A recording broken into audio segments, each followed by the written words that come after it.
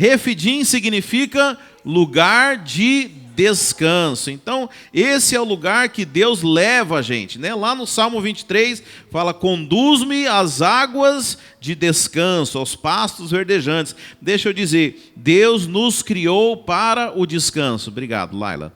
Deus nos criou para o descanso, irmão. Você precisa entender isso. Você sabe, apesar da Bíblia trazer muitas informações, se você quiser entender o projeto de Deus para o homem, você tem que olhar principalmente antes do homem pecar. Porque o homem não foi projetado para o pecado. O pecado foi um acidente de curso, apesar que Deus nunca é pego de surpresa. Mas se você quiser entender o projeto de Deus para o homem, você tem que ler. Infelizmente são só 3 capítulos que tem em Gênesis, né, antes do homem pecar, porque ali fala do propósito de Deus para o homem. Deixa eu dizer para você com toda certeza, Deus não criou um homem para ser um empregado, para ser um escravo, para ficar estafado com as coisas. Não, Deus criou o homem para o desfrute, para o deleite, para tabernacular com o homem, para ser a sua companhia, para poder viver em família, irmãos. Então é isso o contexto que você vê quando o homem é criado. Né? Eu já comentei várias vezes aqui, o homem foi criado no 6º dia, e o descanso é no 7º. Se Deus quisesse que o homem trabalhasse, ia criar o homem no 1º dia. Não, mas o homem é criado, e o 1º dia do homem, na verdade, é o dia do descanso. Amém? O homem chega para Deus e fala: o que nós vamos fazer hoje? Hoje você não vai fazer nada, meu filho. Hoje você vai descansar. O que mais? O homem foi colocado num jardim. Jardim do Éden, né? O jardim é um lugar onde ninguém trabalha. Jardim é um lugar onde você desfruta. Então veja, toda essa realidade se é interrompida quando o homem peca. Amém? Mas veja, o propósito de Deus não muda, irmãos. Então Jesus, ele vem restaurar essa realidade nas nossas vidas. E aquilo que no Velho Testamento era um mandamento, né, o mandamento do sábado, que era o quê? Hoje você é obrigado a descansar. Hoje nós vivemos um tempo sabático, amém? Hoje nós vivemos em Cristo. Jesus falou: eu sou o sábado. Aliás, é interessante porque tem muitas religiões que dão uma ênfase demasiada no sábado, mas a Bíblia fala que o homem não foi feito para o sábado, mas o sábado é que foi feito para o homem. Ou seja, o sábado ele é para o nosso descanso, não é para ser uma obrigação nossa. Então nós precisamos entender a importância a respeito do descanso. E eu quero dizer algo mais para você. E aí foi o ponto que talvez quarta-feira o Espírito Santo começou a falar comigo. Eu quero dizer que todas as bênçãos de Deus, preste atenção, todas as bênçãos de Deus só são acessadas, adquiridas no descanso.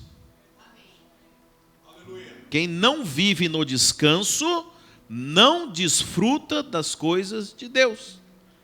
Porque veja, nós todos somos herdeiros, amém? Não tem melhor ou pior, todo mundo aqui é herdeiro das bênçãos do Senhor. Por que alguns desfrutam, parece pelo menos, por que alguns parece que desfrutam mais do que outros? Porque aprenderam a acessar aquilo que é do Pai. E deixa eu dizer, a única forma de você acessar as bênçãos de Deus é através do descanso, né? Salmo 91, Andressa leu aqui: aquele que habita no esconderijo do Altíssimo, à sombra do Onipotente, descansará. Esse é o sinal daquele que é guardado por Deus, né? Então veja, tudo aquilo que nós vamos desfrutar de Deus é no ambiente do descanso. E por isso, sabendo disso, onde que o diabo vem atacar a gente? No lugar de descanso. Por isso que os amalequitas vêm atacar o povo de Israel em Refidim. Então veja, isso é algo que constantemente nós precisamos estar atentos, porque se você não descansar, você não desfruta as coisas de Deus. Abre lá em Hebreus, no capítulo 4.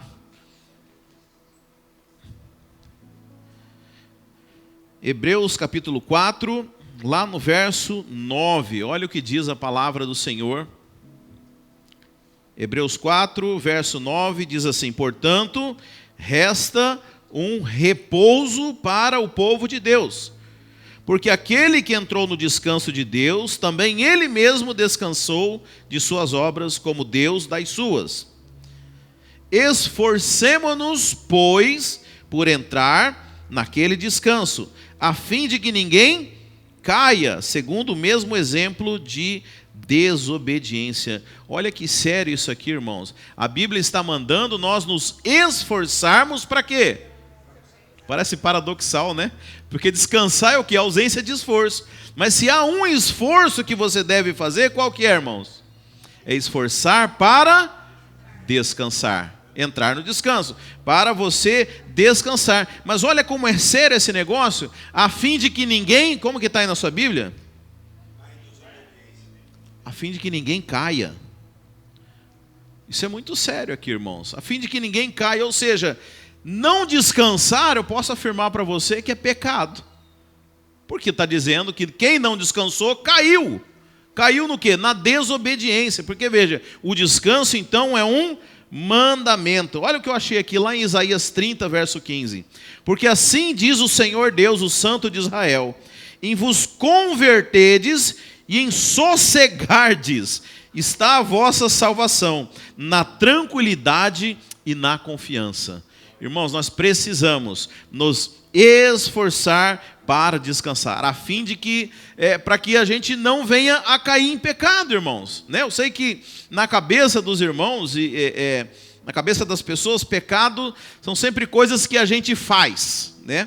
E uma vez eu estava meditando a respeito disso, e o Espírito Santo falou: as pessoas têm muito problema com as coisas de fazer, mas o maior problema que as pessoas têm é com aquilo que elas não fazem. Então a pessoa acha, não vou fazer isso porque é pecado. Não, mas tem muita coisa que você não faz e por não fazer é considerado pecado também. Porque pecado na Bíblia é o quê? Errar o alvo, estar fora da vontade de Deus. Claro que para o não convertido os pecados são muito grosseiros, né? É adulterar, fazer coisas erradas, mas você sabe, não é o caso dos crentes, mas pecado é tudo aquilo que é fora da vontade de Deus. Então veja, se a vontade de Deus para você é que você descanse, e você não está descansando, então você está fora da vontade de Deus.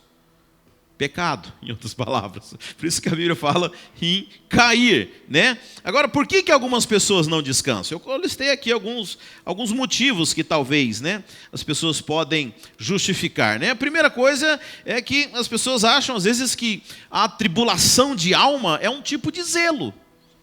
Não, eu sou muito preocupado com as coisas de Deus, porque as coisas têm que ser muito sérias, mas na verdade é um zelo da carne, não é é uma preocupação tola, porque é da carne. E tem muita gente que acha que a pessoa que é descansada, a pessoa que descansa em Deus, ela é um tipo de irresponsável. Mas não, né, Maria falando para Jesus a respeito de Marta, não te importas que...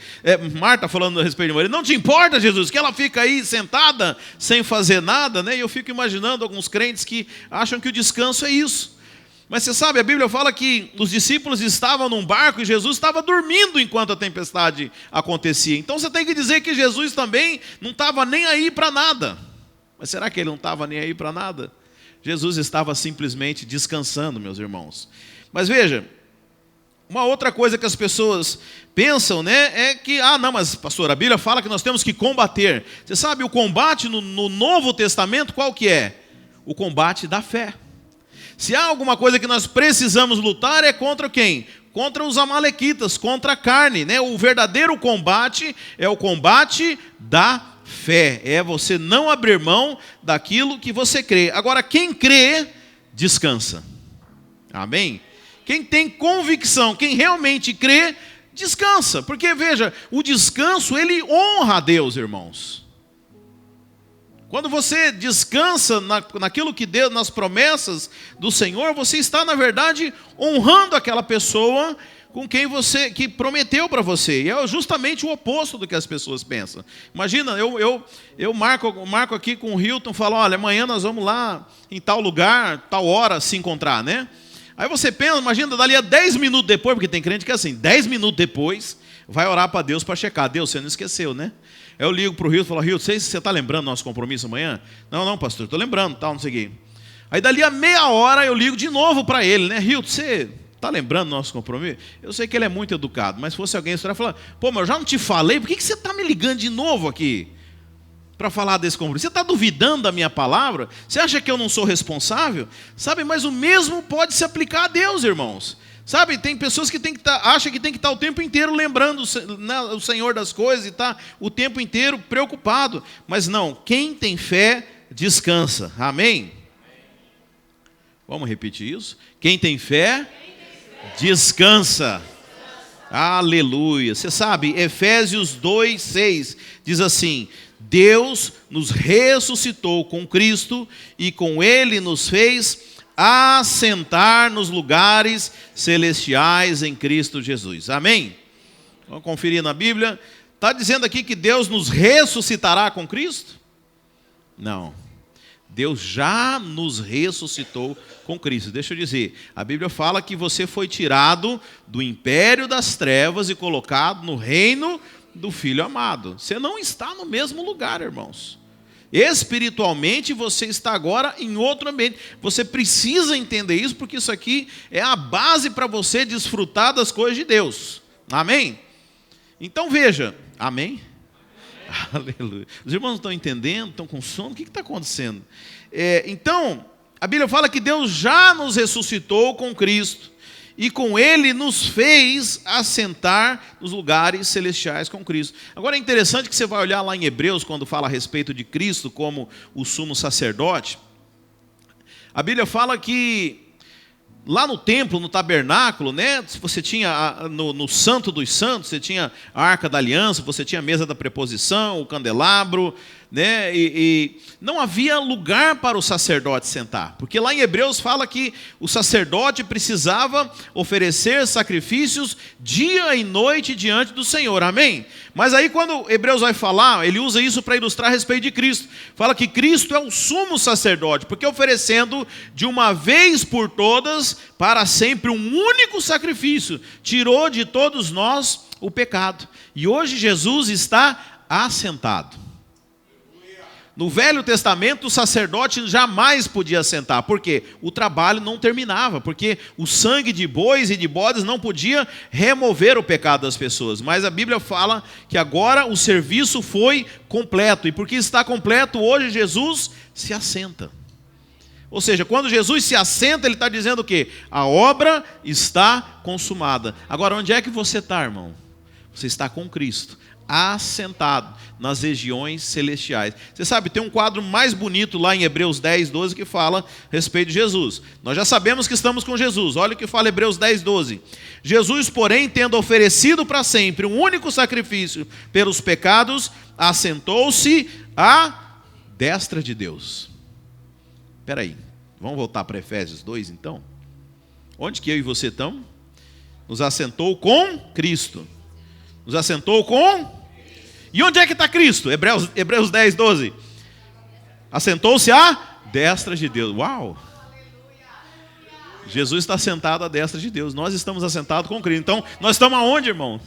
À destra de Deus. Aguardando daí em diante o quê? Até que os seus inimigos sejam postos por estrado dos seus pés. Amém? É isso que nós estamos fazendo. Está dizendo que os inimigos foram derrotados? Não. Não está dizendo isso. Que Jesus e nós, junto com Ele, estamos aguardando até que os inimigos sejam colocados debaixo dos nossos pés. Amém? Está dizendo que os inimigos não existem mais? Não, não está dizendo isso, irmãos. Mas está dizendo que nós estamos lutando agora? Essa batalha é difícil, vamos ver o que vai dar. Será que, né, irmão, se a gente não jejuar demais, não lutar demais, não fizer muita coisa, não sei não se vai dar certo. É isso que a Bíblia está dizendo? Fala, nós estamos fazendo o que, irmãos? Aguardando. Estamos assentados, aguardando, irmãos. Por quê? Sentar-se significa descanso. Deixa eu dizer, você só recebe de Deus se você estiver descansando. Lá em João 6:10 diz o quê? Na multiplicação dos pães e peixes, Jesus disse o quê? Mandem o povo assentar-se, e havia muita grama naquele lugar, e todos se assentaram. Era cerca de 5.000 homens. Então Jesus tomou os pães, deu graça e os repartiu entre os que estavam assentados. Para que tanto enfoque assim? Você já parou para pensar? Você sabe, nenhuma vírgula na Bíblia está ali por acaso.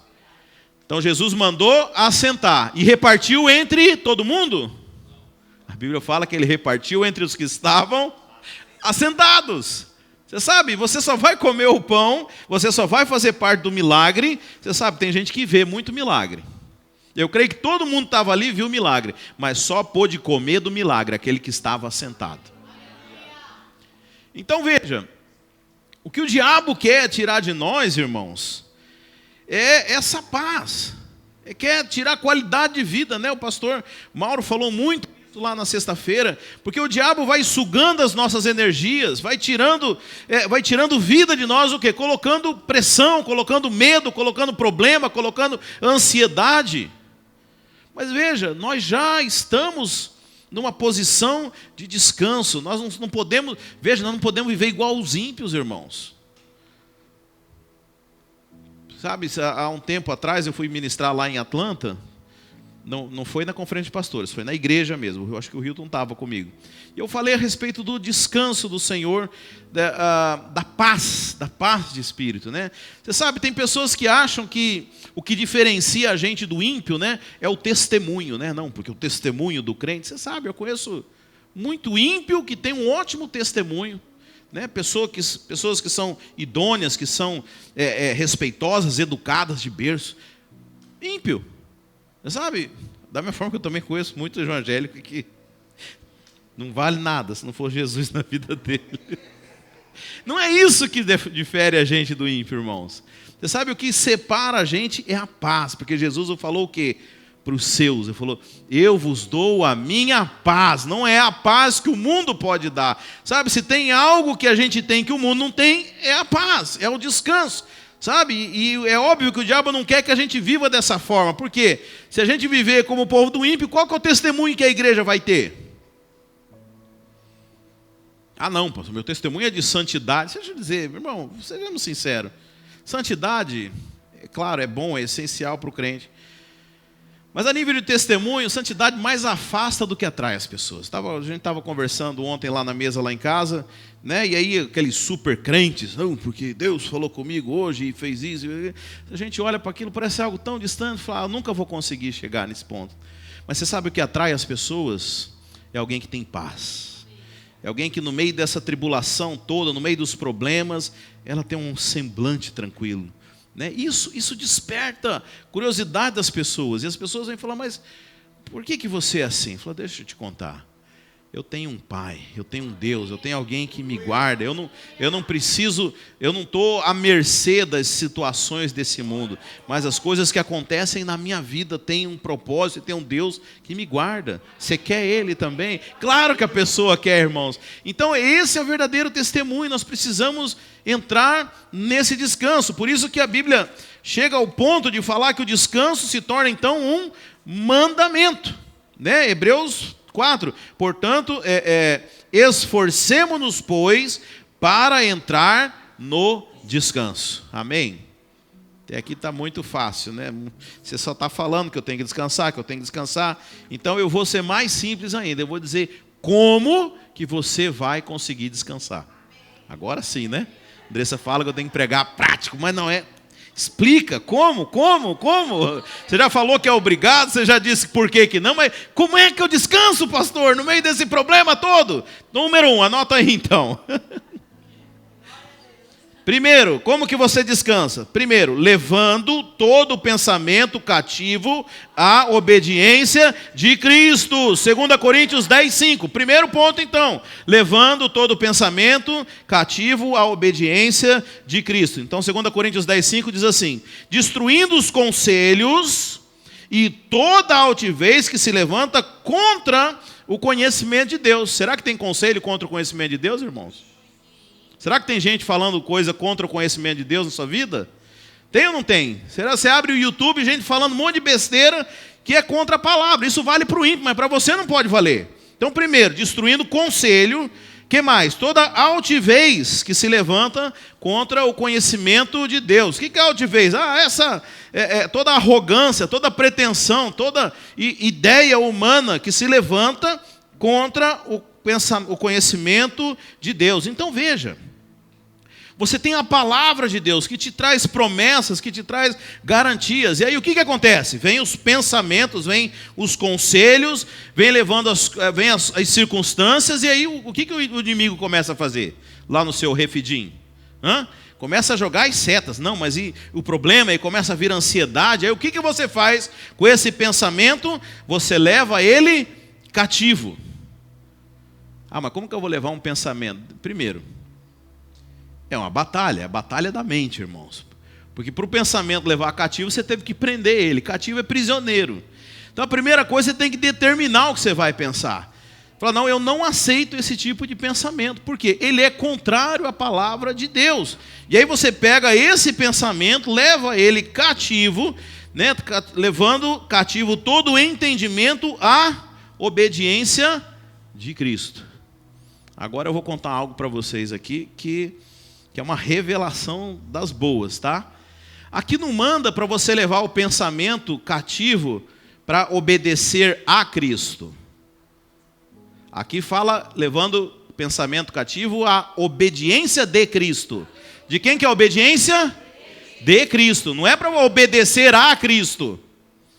É a obediência de Cristo. O que isso significa? O que a obediência de Cristo fez por nós?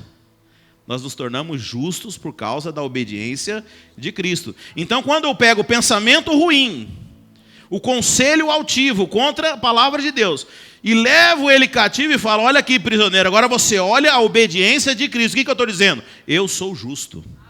Isso pode acontecer com o ímpio, mas eu estou lembrando que eu sou o justo, eu sou o guardado. E aí você olha todas as promessas para o justo na palavra de Deus, e você pega esse pensamento contrário à palavra de Deus e mostra para ele, eu fui justificado pelo sangue de Cristo. Você está levando ele cativo para o quê? Para a obediência de Cristo. Você confronta ele com a realidade da justiça de Cristo em nós, irmãos. Então veja, por quê? Toda acusação, todo medo vem por quê? Porque a gente não se enxerga como deveria. A gente não enxerga o sangue de Cristo sobre nós. E a gente fica o tempo inteiro preocupado, porque a gente se sente vulnerável. A gente vê as coisas acontecendo com o ímpio e esquece que nós fomos selados pelo sangue de Cristo. Por isso a Bíblia fala que todo pensamento contrário precisa ser levado cativo para lembrar-se da obediência de Cristo. Ou seja, nós nos tornamos justos em Cristo Jesus, irmãos. E aí você vai ver as promessas para o justo na Bíblia. Sabe, nós somos guardados da mesma forma. Eu sei que é extremamente difícil nós entendermos isso. Mas a Bíblia fala que, tal qual Jesus, assim somos nós aqui na terra. Isso é forte demais, irmãos. Você acha que Deus ia negar uma oração de Jesus? Sabe, quando está orando, Deus está escutando a oração de Jesus, irmãos. Porque nós somos cobertos pelo sangue de Cristo. Sabe, nós precisamos viver essa realidade, irmãos. Precisamos aprender. Então, todas as vezes que vier a acusação, que vier o medo, vier os perigos, todo o conselho, fala, não, mas eu sou justo. Eu sou justo. Isso não pode acontecer comigo, porque eu sou justo. Deus está me guardando. Eu tenho promessas de Deus, amém? Essa é a primeira coisa que vai te fazer descansar. Lembrar a sua posição no mundo espiritual. Lembrar que você é um justo, amém? Esse é o primeiro, levando todo o pensamento cativo à obediência de Cristo. Segundo, como que você vai descansar? Segundo, enxergando aquilo que ninguém vê. Enxergando aquilo que ninguém vê. Você sabe, lá no segundo livro de Reis, no capítulo 6, conta a história de Eliseu. E a Bíblia fala que havia um povo lutando contra Israel, e eles iam sair para peleja, para a guerra, e o exército de Israel pegava eles numa emboscada. Aí eles criavam uma outra estratégia lá, e eles achavam que ia pegar o povo de Israel, o exército de Israel conseguia se desvencilhar, surpreendia o inimigo. E aí o rei lá ficou muito bravo e falou assim, não, eu quero saber quem que é o detrator aqui, quem que é o X9 aqui que está entregando para o outro exército aquilo que a gente combina aqui. E aí um cara lá falou, não, isso é o profeta lá de Israel. Tudo que você comenta aqui, Deus revela para ele lá.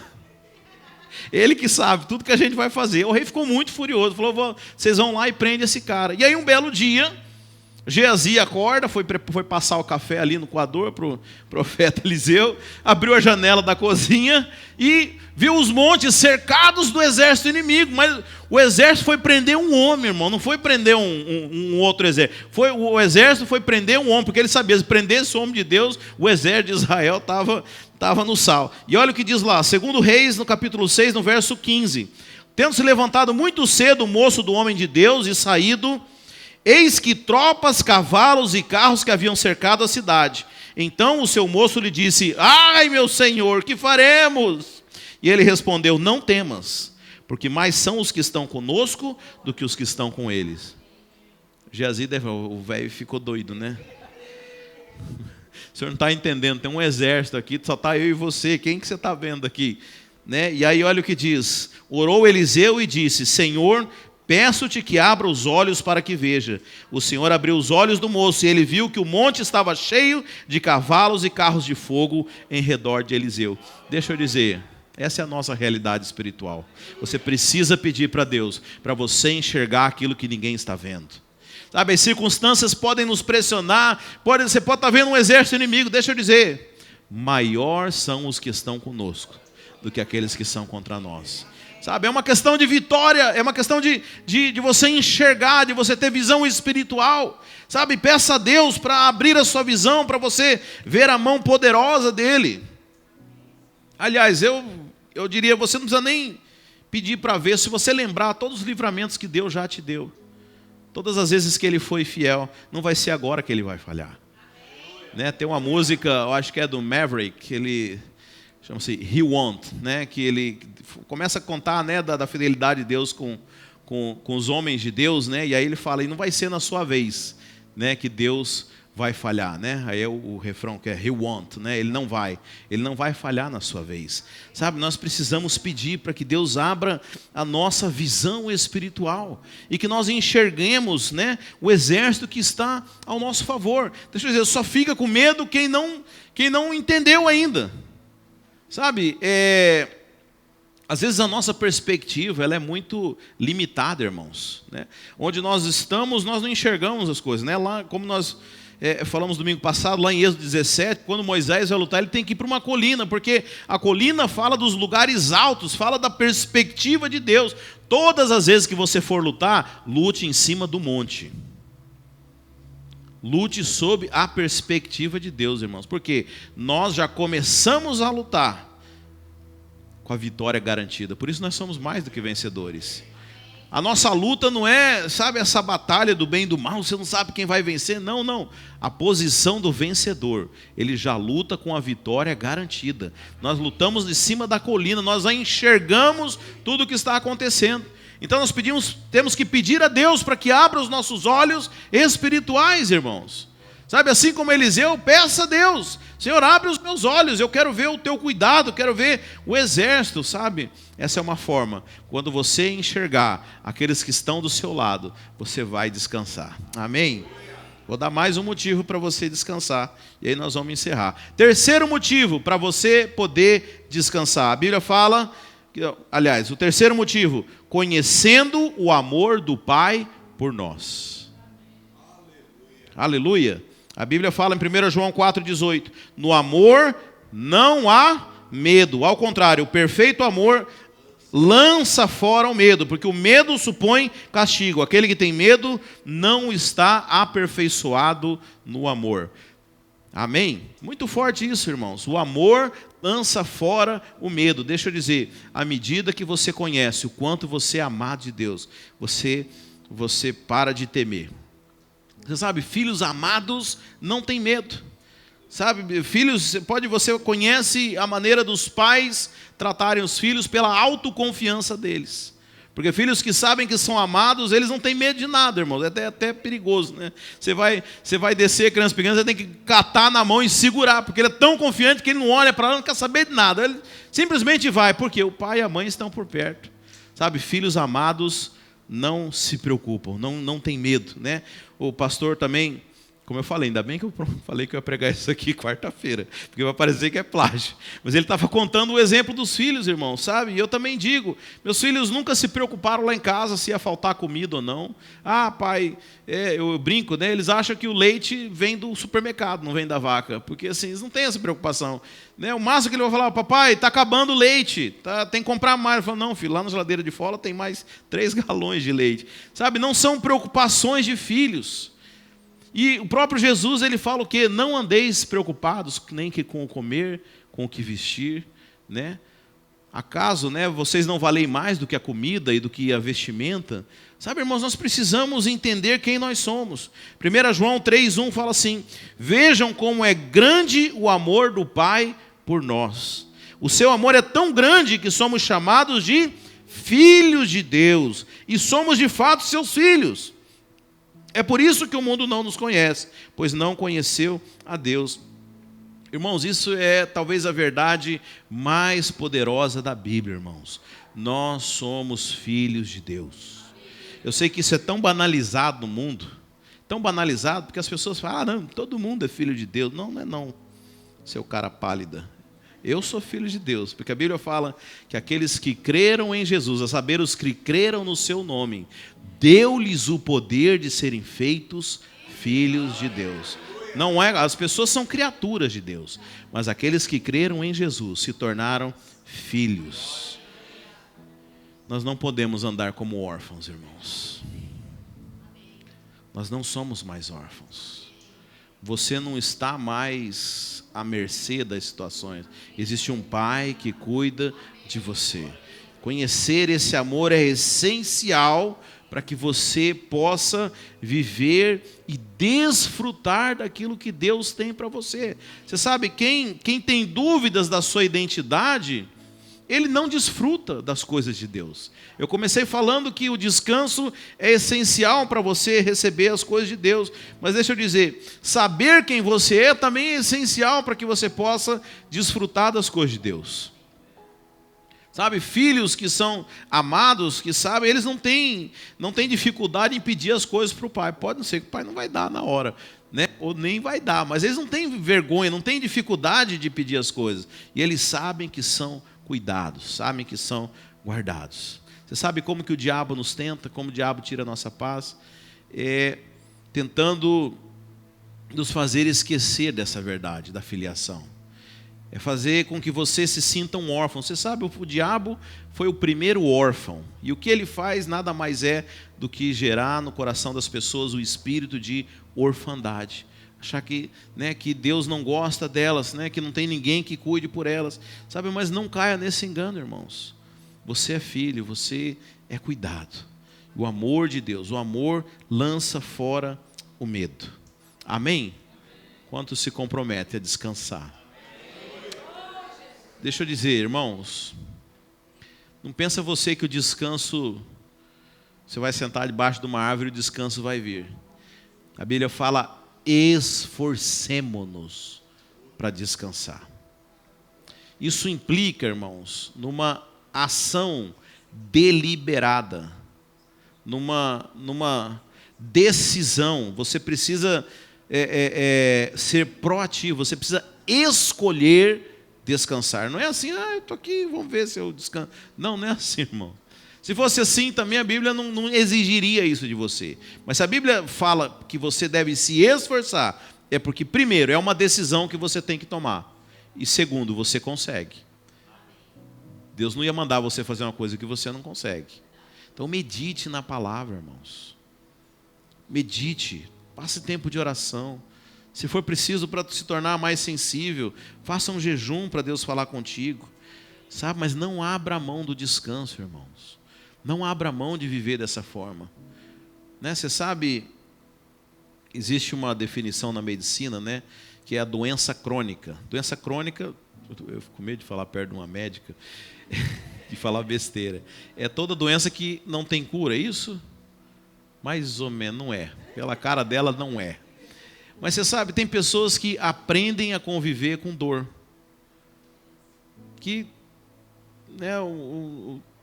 tem uma dor há tanto tempo que nem percebe, mas já vive a constante com dor. Você sabe, mas eu quero dizer, não aceite viver com medo, irmãos. Não aceite viver fora do descanso. Né? Quando a Bíblia fala assim, que a paz de Cristo seja o árbitro dos vossos corações, é porque a paz ela precisa ser constante, irmãos. Né? Jesus fala, eu vos dou a minha paz eu deixo para vocês. Sabe, você tá negligenciando, você está negando o maior presente que Jesus deixou para nós, que é a sua paz, é o descanso, é a confiança, é a certeza do amanhã. Porque Ele vive, posso crer no amanhã. Sabe, essa paz, irmãos. O futuro é os céus. Sabe, a nossa salvação foi conquistada. Sabe, não abra mão disso, de viver o descanso de Deus. Você vai ver como você vai descobrir coisas incríveis no descanso. Primeiro, você vai descobrir a comunhão com Deus, porque veja, quem está agitado não consegue ter comunhão. Você vai descobrir a paz de espírito, como é gostoso você viver em paz. Você vai se tornar alguém mais produtivo, alguém mais saudável, alguém mais amável, porque é descanso, irmãos, e é tudo isso que o diabo tem roubado de nós. Mas é o tempo oportuno para nós aprendermos a descansar e nos esforçarmos. Não abra mão. Quando você se pegar preocupado, decida, leva o seu pensamento cativo a Cristo. Leva, vai ler a Bíblia, vai ler as promessas, vai ouvir aquilo que Deus diz a seu respeito. Sabe, não abra mão do seu descanso. Amém, meus irmãos? Se coloca de pé, vamos orar ao Senhor.